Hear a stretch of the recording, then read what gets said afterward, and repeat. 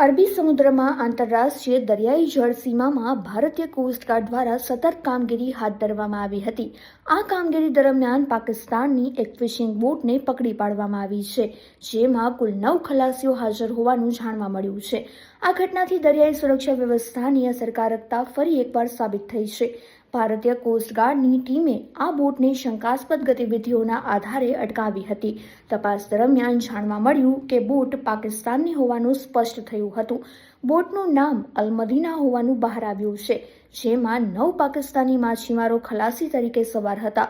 Coast guard દ્વારા પ્રાથમિક પૂછપરછ હાથ ધર્યા બાદ બોટ તથા ખલાસીઓને કસ્ટડીમાં લેવામાં આવ્યા હતા.